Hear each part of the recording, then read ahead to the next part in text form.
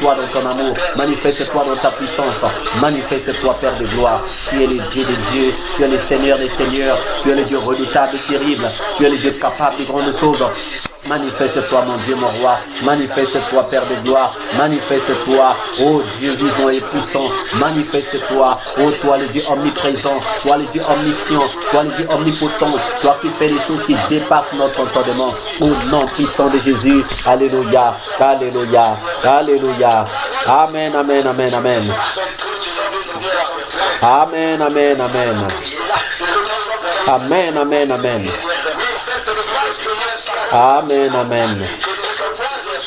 Amen, amen. Bien-aimés dans le Seigneur. Alors, ce soir, nous allons encore continuer nos enseignements. Nous allons continuer nos enseignements ce soir. Et bien-aimés, vous savez que nous sommes en train d'étudier les leçons de notre Sauveur et Seigneur Jésus-Christ. Oui, nous continuons nos enseignements sur les leçons ou les enseignements du Seigneur Jésus-Christ. Ce que le Seigneur Jésus-Christ nous a enseigné. Depuis le début, nous avons commencé à dire que Jésus-Christ est venu pour nous montrer le chemin. Jésus-Christ est venu pour réconcilier Dieu avec son peuple. Nous avons dit que Jésus-Christ est venu parce que Dieu avait remarqué que son peuple l'avait fui. Son peuple lui avait tourné le dos. Et Jésus-Christ est venu pour réconcilier le peuple de Dieu avec son Père, avec son Dieu. Alors, maintenant nous sommes au 15e point, nous sommes au 15e jour. Et au 15e jour, Dieu est en train de nous parler de l'amour. Parce que nous étions en train de voir la repentance. Nous sommes dans la repentance. Nous avons signifié ce que c'est que la repentance. Et nous avons vu qu'est-ce que Dieu attend de nous. Dieu veut que nous puissions nous repentir. C'est pour cela que le Seigneur Jésus-Christ est venu. Mais nous nous sommes posé la question de savoir, nous repentir de quoi? De quoi nous devons nous repentir? On a vu qu'est-ce que la repentance, on a vu pourquoi se repentir, et on a dit mais de quoi? Pourquoi je vais me repentir? Si je dois me repentir, c'est que Dieu doit me reprocher quelque chose. Et nous avons lu le livre d'Exode au chapitre 20, où Dieu nous a donné les 10 commandements, les choses qu'il fallait ne pas faire, qui étaient donc considérés comme des péchés. Et après, nous avons eu un résumé. Le Seigneur nous a dit que toutes ces choses-là se résument en 2 seuls commandements. Tu aimeras ton Dieu de tout ton cœur, de tout ton âme, de tout ton esprit, de toute ta force, et tu aimeras ton prochain comme toi-même. Maintenant, nous avons dit, mais comment? Peut-être que nous prétendons aimer notre prochain. Peut-être que je prétends aimer mon prochain. Est-ce que j'aime réellement mon prochain? C'est pour cela qu'aujourd'hui, Dieu veut nous parler de ce que c'est que aimer, ce que c'est que l'amour. Qu'est-ce que l'amour, bien-aimé? Parce que pour savoir si tu aimes, il faut que tu saches qu'est-ce que l'amour. Alors, qu'est-ce que l'amour? L'amour, en fait, est un sentiment qu'on a, un sentiment positif qu'on a vis-à-vis de l'autre. Pas un sentiment négatif, mais un sentiment positif que nous avons vis-à-vis de l'autre. Et Dieu est en train de nous parler ce soir dans le livre de 1 Corinthiens. 1 Corinthiens au chapitre 13.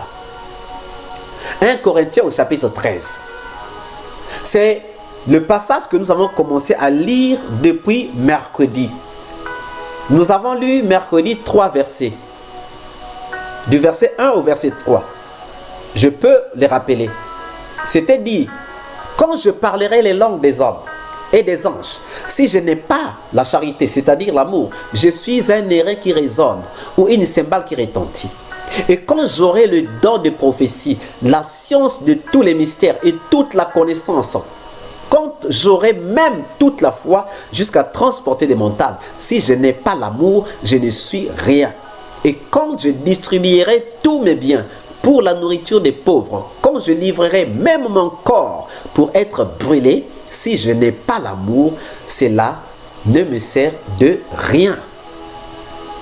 Donc, nous avons fait le résumé en disant que, quel que soit tout ce que nous pouvons faire, nous pouvons parler en langue. Nous pouvons parler en anglais, nous pouvons parler en portugais, nous pouvons parler en espagnol, en kituba, nous pouvons parler en bambara, en wolof. Nous pouvons parler les langues des hommes comme les langues des anges. Quand vous êtes à l'église, vous allez entendre Koshibaba, Koshiba. Oui, tu peux tout dire. Mais si tu n'as pas l'amour, tu es comme une cymbale qui retentit. Tu es comme un airain qui résonne. Il ajoute que même si je peux avoir le don de prophétie, je peux prophétiser et les prophéties tombent justes, même si je peux avoir la parole de connaissance, même si je peux faire des miracles, même si je peux guérir des malades par l'imposition des mains ou encore par mes prières, si je n'ai pas l'amour, tout cela ne sert de rien. Et il conclut en disant, même si je prends tous mes biens, je les distribue comme nourriture pour les pauvres. Même si je livre mon corps, on me tue pour quelqu'un. Si je n'ai pas l'amour, tout cela ne me sert de rien. Donc, bien aimé, en un mot, nous pouvons dire que tout ce que nous pouvons faire de bien n'est rien si nous n'y mettons pas de l'amour. Nous pouvons donner tout notre salaire à quelqu'un.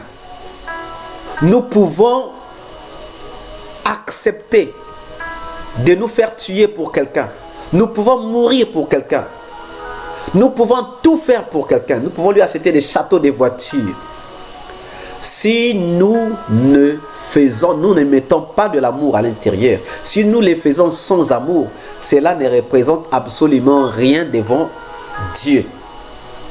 Cela est nul devant les yeux de Dieu. Donc tout ce que nous pouvons faire, si nous le faisons sans amour, bien aimé, cela ne représente rien devant la face de Dieu. Ça ne représente absolument rien. Alors nous allons continuer. Nous allons aller verset par verset. Toujours 1 Corinthiens chapitre 13, verset par verset. Nous prenons maintenant le verset 4. Le verset 4 nous dit, l'amour, la charité, donc l'amour. L'amour est patient. Il est plein de bonté. L'amour n'est point envieux. L'amour ne se vante point. L'amour ne s'enfle point d'orgueil. Oui, tu prétends aimer l'autre. Tu prétends aimer. Tu prétends avoir de l'amour. Mais est-ce que tu as la patience? Parce que l'amour est patient. Donc l'amour a de la patience. L'amour n'est pas pressé. Quelqu'un te dit quelque chose aujourd'hui, tout de suite tu prends la décision. Tu ne t'armes pas de patience. Non. L'amour est patient. La patience te permet d'examiner tous les aspects du problème qu'on t'a posé. On vient te dire quelque chose, du coup tu prends une décision sans patience. Non, l'amour est patient. Tu te fâches n'importe comment. Non, l'amour est patient. Il faut d'abord regarder, examiner le problème. Dans l'amour, il y a la patience. Dans l'amour, il y a la bonté, c'est-à-dire faire le bien.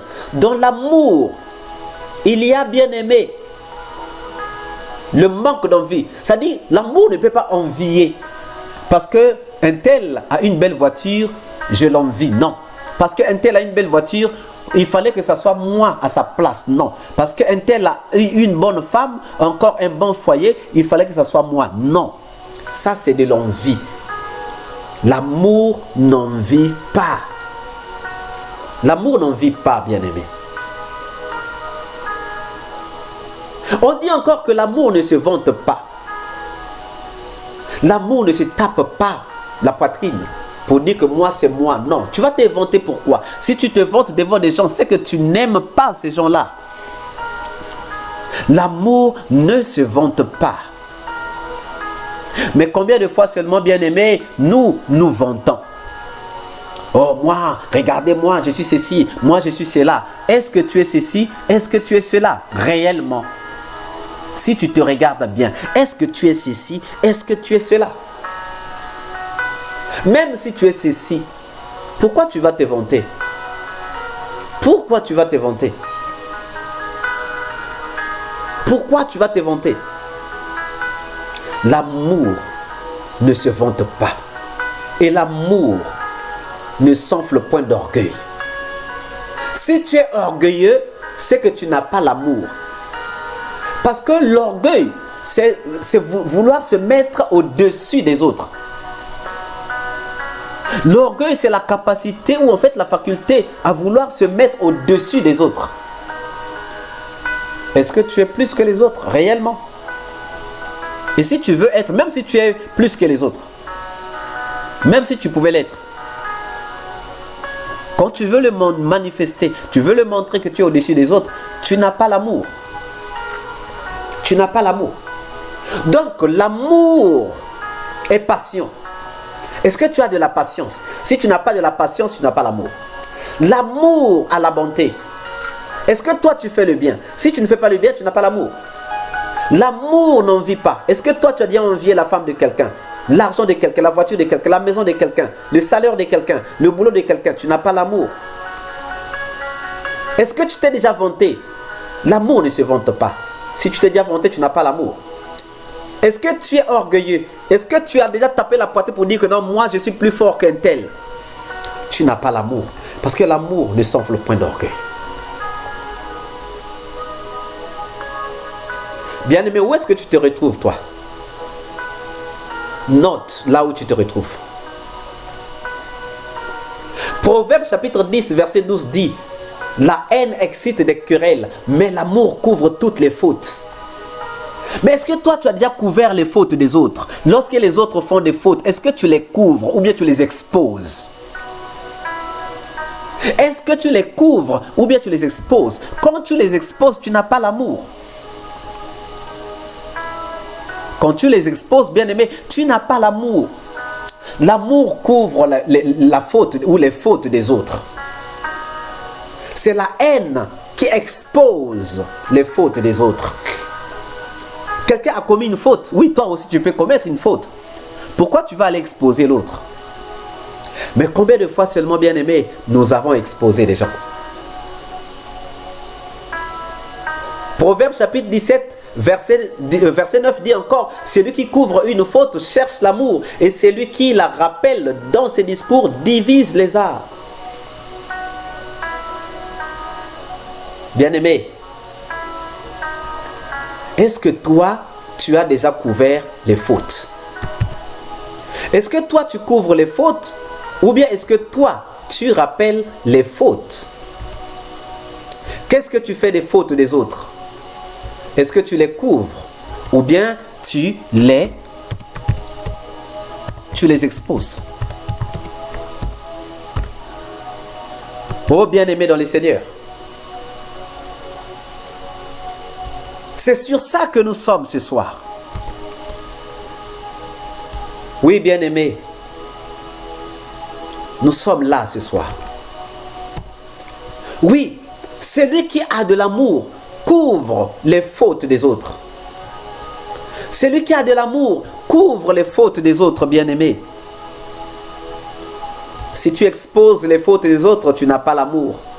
Parce que celui qui a de l'amour couvre les fautes des autres. Maintenant, regarde-toi. Quand il y a quelqu'un qui a commis une faute, qu'est-ce que toi tu fais? Qu'est-ce que toi tu fais? Est-ce que tu couvres? Est-ce que tu protèges? Est-ce que tu exposes? Est-ce que tu cherches à couvrir l'autre? Ou bien est-ce que tu exposes l'autre? Oui, bien-aimé.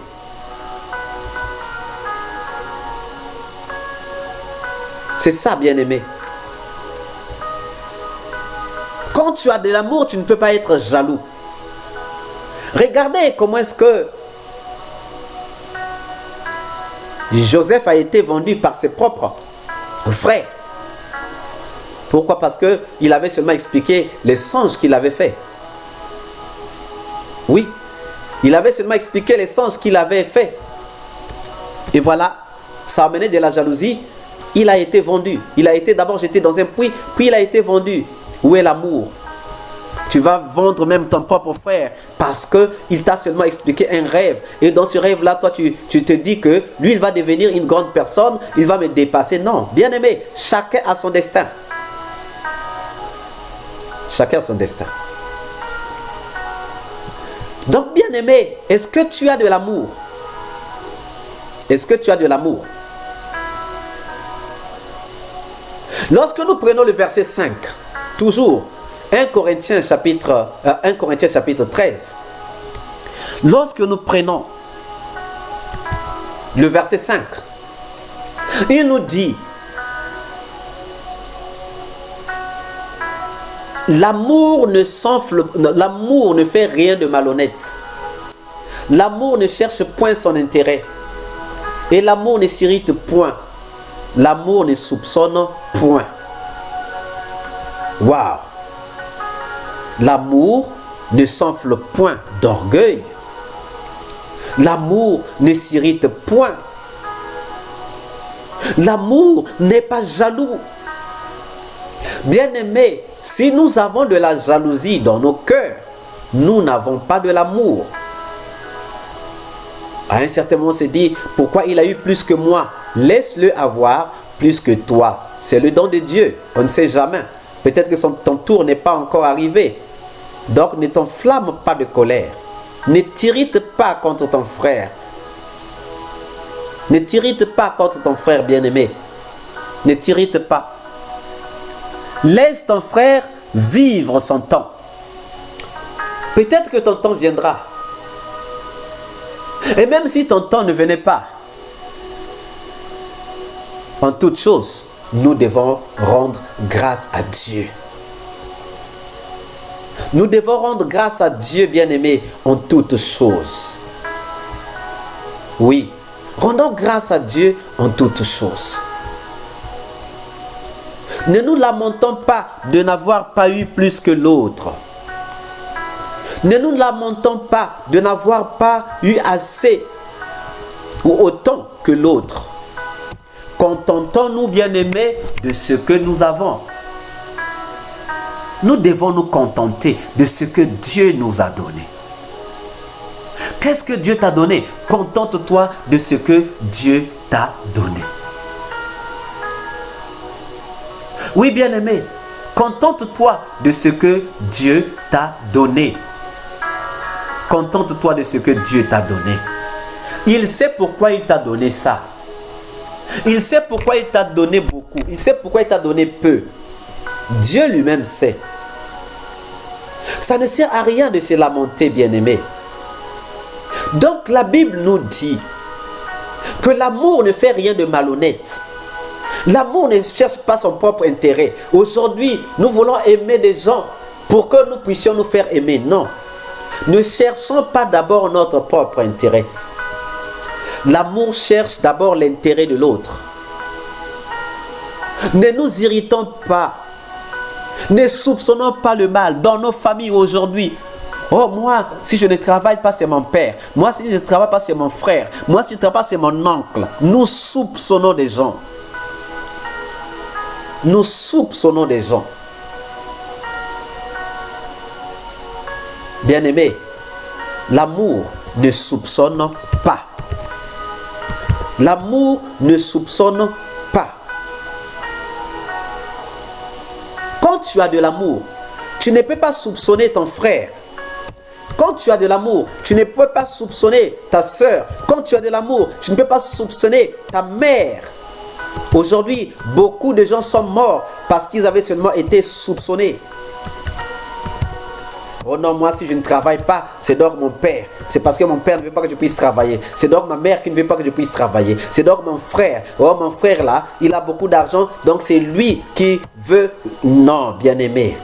L'amour couvre les fautes. L'amour ne soupçonne pas. L'amour ne s'irrite pas. L'amour ne rentre jamais en colère. Non, bien-aimé. Ne nous irritons pas parce que les autres ont eu plus que nous. Ne nous irritons pas. Dieu sait pourquoi il leur a donné plus. Il y a des gens qui ont plus aujourd'hui, qui ne vont pas avoir plus demain. Il y a des gens qui ont moins aujourd'hui et qui vont sûrement avoir plus demain. Donc ça ne sert à rien, bien-aimés, que nous puissions nous lamenter. Ça ne sert à rien, bien-aimés, que nous puissions nous lamenter, que nous puissions nous irriter contre nos bien-aimés frères et sœurs. Les familles sont divisées aujourd'hui. Pourquoi? Parce qu'il y a des gens qui ne supportent pas que les autres puissent avoir plus que eux. Et dès que tu as quelque chose dans la famille, on dit que non, tu es sorcier, on dit que tu as touché, on dit tant de choses. Quelquefois, tu n'as rien fait. Bien-aimé, l'amour fait des choses honnêtes. L'amour ne cherche pas son propre intérêt. Toi, tu regardes seulement à toi. Tu voulais avoir plus que l'autre. Tu regardes seulement à toi. L'amour ne regarde pas son propre intérêt. Et l'amour ne se fâche pas. L'amour ne soupçonne pas, bien-aimé. Si tu as déjà soupçonné, si tu t'es déjà fâché, si tu t'es déjà irrité parce que quelqu'un a eu plus que toi, si tu as déjà cherché ton propre intérêt, si tu as déjà fait des choses malhonnêtes, tu n'as pas l'amour. Tu n'as pas l'amour. Tu n'as pas l'amour, bien-aimé. Oh, bien-aimé, le Seigneur est tellement merveilleux pour nous dire ces choses, pour nous dire que nous ne sommes pas sur son chemin. Parce que celui qui n'a pas l'amour n'est pas sur les chemins de Dieu. Pourquoi? Parce que Dieu est amour. Dieu est amour. Et si Dieu habite au-dedans de nous, nous devons avoir de l'amour. Si nous n'avons pas de l'amour, c'est que Dieu n'habite pas au-dedans de nous. Et au verset 6, il dit, l'amour ne se réjouit point de l'injustice, mais l'amour se réjouit de la vérité. L'amour ne se réjouit point de l'injustice, mais l'amour se réjouit de la vérité. Mais quelquefois, nous sommes là et nous sommes contents lorsque les gens commettent des injustices. Parce que ça nous arrange. Parce que nous pensons que les injustices là nous arrangent et nous sommes contents. Nous laissons des gens être condamnés injustement. Nous sommes contents. Parce que nous nous disons que non, bon, lui, comme on l'a condamné, moi je veux avoir son poste. Lui, comme on l'a condamné, donc moi, on va m'aimer, donc moi je reste seul. Non, bien aimé, on ne peut pas se réjouir de l'injustice. L'amour ne se réjouit jamais de l'injustice. L'injustice, il faut la condamner. L'amour se réjouit de la vérité. Parce que le Seigneur Jésus-Christ, il a dit, je suis le chemin, la vérité et la vie. Si tu n'es pas dans la vérité, tu n'as pas le Seigneur Jésus. Si tu es dans l'injustice, tu n'as pas Dieu. Dieu est amour, bien-aimé. Dieu est amour. Il est amour. Et bien aimé, lorsque nous continuons à lire ces chapitres, de 1 Corinthiens chapitre 13, au verset 7, il est dit, l'amour excuse tout, l'amour croit tout, l'amour espère tout, l'amour supporte tout. L'amour excuse tout. Mais nous avons des querelles, nous avons des rancunes dans nos cœurs. Oh, voilà ce qu'il m'avait fait, je ne peux pas lui pardonner. Oh, ma mari m'a déjà trahi, je ne peux plus lui pardonner. Ma femme m'a trahi, je ne peux plus lui pardonner. Mon oncle là m'avait injurié, je ne peux plus lui pardonner.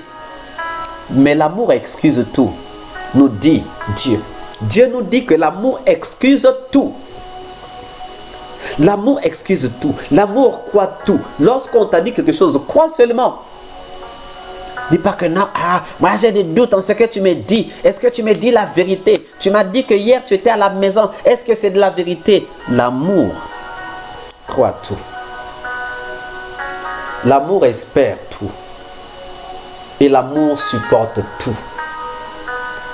C'est pour cela que le Seigneur Jésus-Christ va dire que si on te gifle à la joue droite, donne la joue gauche. Si on te gifle à la joue gauche, donne la joue droite. C'est par amour qu'on le fait. C'est parce qu'on supporte. Mais il y a des gens qui ne supportent pas. Lorsqu'il a été giflé à la joue gauche, lui, il rend peut-être à la joue droite et à la joue gauche en même temps. Bien-aimé, l'amour, c'est ça. Maintenant, nous pouvons nous regarder, est-ce que nous avons l'amour? Chacun peut se regarder et dire s'il a vraiment de l'amour. Le verset 13 de 1 Corinthiens chapitre 13 nous dit: maintenant donc, ces trois choses demeurent, la foi, l'espérance, la charité. Mais la plus grande de ces choses, c'est la charité, c'est-à-dire l'amour. Paul dit, en fait, Dieu dit par la bouche de Paul qu'il y a trois choses qui sont importantes. Il y a la foi, parce que c'est par la foi que nous sommes des enfants de Dieu, donc des enfants de l'amour, car Dieu est amour. Il y a encore l'espérance, car celui qui a la foi doit espérer en des choses qu'il ne voit point. Et l'amour, car l'amour c'est l'identité de Dieu, puisque Dieu est amour.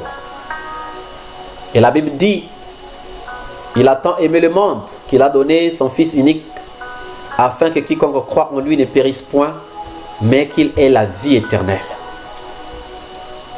Alors bien-aimé, tu peux maintenant te regarder. Est-ce qu'il y a de l'amour dans ton cœur?